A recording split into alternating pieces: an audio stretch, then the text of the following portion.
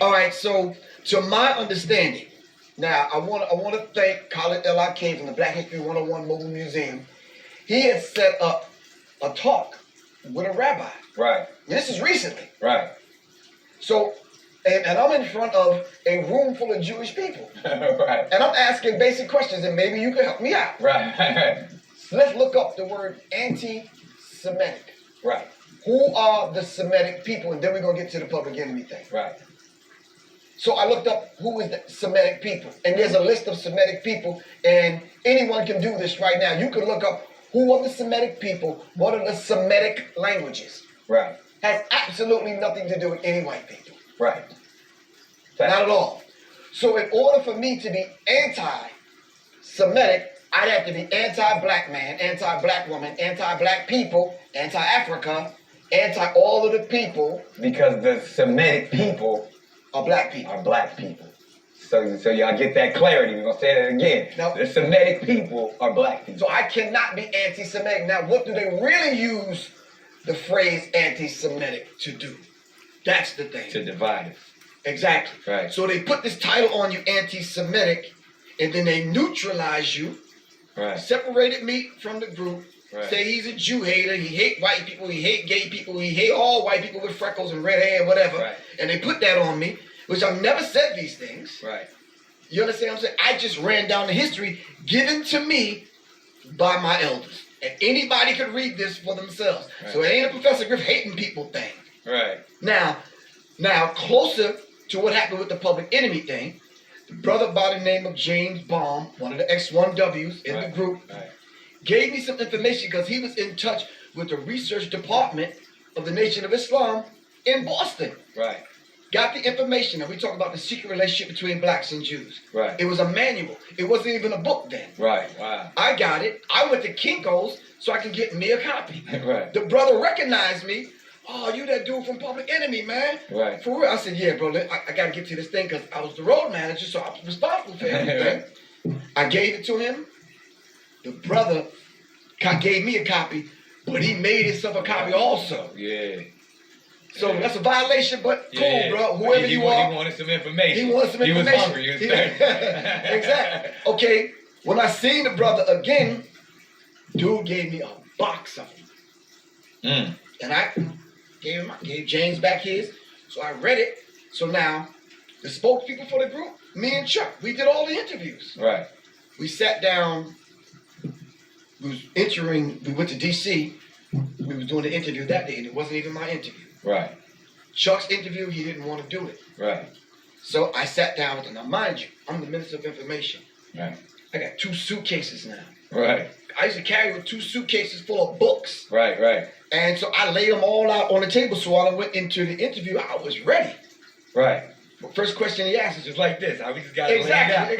Who controls the music industry? Well, what more am I supposed to say? You understand? I laid out the names, the people, the organizations they belong to. I laid it out. Now, mind you, this is not coming from Professor Griffith. I wasn't hating nobody that day. And was it in that statement? Was it just like was it white people, Jewish people, white supremacy? Like was it more just like you just kind of you weren't saying a hateful statement. You were just saying this is who controls it. I laid out the names. Right. Oh, so you specifically I said people's names. Yes. Wow. People's names. And at that time, because this was what, 80, 89, 90? Yeah, about 89, yeah. Okay. Yep. And you just said people's names. And I laid it out, and I showed them the books. Right. And I looked it up and showed it to them. This paragraph says this. These people control film industry, TV, music industry. And as we know right now, these are the players. When we talk about media, there's 6 major corporations that control all of media. Exactly. This is beyond the music industry. And this is you were laying that construct down back then and naming names, calling them to the table. But even as we sit right here today, there's 6 major corporations that control everything that is delivered to you as we speak.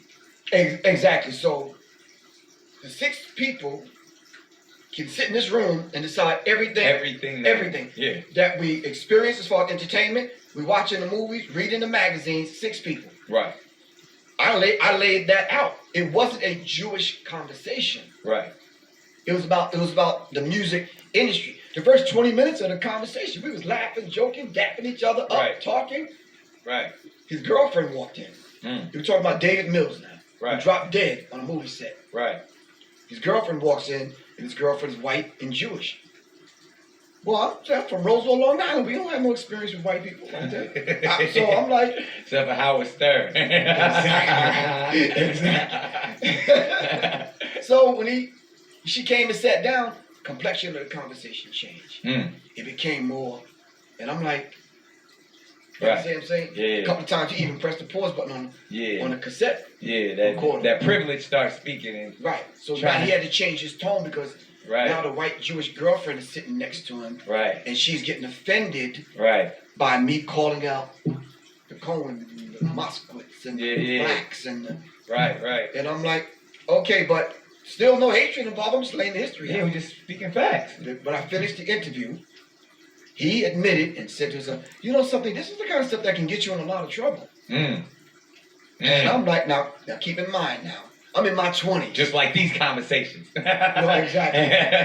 Exactly. But fearless is. So, and you just saying what you're saying. You speaking facts. Exactly. There's no reason to be scared of anything when you're speaking the truth. So I left that interview with what you just said, with that. Right. And he faxed it to the Village Voice in New York. Right. Front page blew up. He went out, and it's like Professor Griff, anti-Semitic, blah, blah, blah, blah, blah, whatever. And when I first told Chuck, he said, so what? You told the truth. The truth is the truth. Right. Everybody's gung-ho. Yeah. Griff dapping me just up. Just what we saying right here. Lifting me up on their shoulders. Yeah. A week or two later, I'm the boogeyman, I'm the bad man, I'm the this, that, and the other. We got to separate ourselves. Exactly. And I didn't understand it from someone, and this is the painful part, from someone I grew up with, man, since I was 4 or 5 years old. Right. How do you do that? Right. How do you sit in a room and have one of your friends tell you who you fought with, who you ate with, broke bread with? Right. You know, how do you do it? Then a group of brothers that I came up with, the S1Ws, who, you know, we did everything together. Fact. You understand what I'm saying? Yeah. So the Public Enemy thing was Chuck and Flav, who was actually signed. Then it was me and Terminator, the Public Enemy Live thing. Right. Constitutes Public Enemy. I brought the S1Ws. Right. So when you talk about the money situation, it was Chuck and Flav, of course. Then me and Terminator. And then, check this out. Out of my little money, I cut it up and paid them. Wow. So it wasn't about the bread at all. It wasn't about the bread at all because Chuck said, 2 years in, we out. We said, cool, let's shake the industry up and get out. Yeah, y'all wasn't looking for, and that's the thing what people got to understand too, especially back then. Hip hop wasn't about money. Exactly. You know what I mean? And the only place where you actually could make money because the hands that had it on lock. They had it on lock. It was slavery. Let's just keep it what it was. But live is where you could make money. And that's from the blues days all the way to today. Exactly. Where you seeing all these cats with all these diamonds and all that, that's because they getting 50,000 a night. Exactly. That's because, and back then it was 1,000 a night, maybe. Thank you. And we on a van driving ourselves. Right, and it's 20 of y'all. Right. Splitting up $1,000 a night. Exactly. So that's the real of it, and the whole idea of separating myself from these cats prematurely. Then we came up. Now let's keep the timeline in mind. Yeah. Into 86, 87, the album's out. Right. All right, so 89 would have been it. That's it. We done. Because y'all was only set out to do Public Enemy for 2 years. That's it. Right. So I was on time and I was on point. You was right there where it was supposed to be. The players out. I shook the industry up. The universe. But now I'm the bad man. Yeah. Now I'm hated now because I told the truth. Right. How do you walk around with that in your chest, Nick? How do you do that? Yeah. How do you walk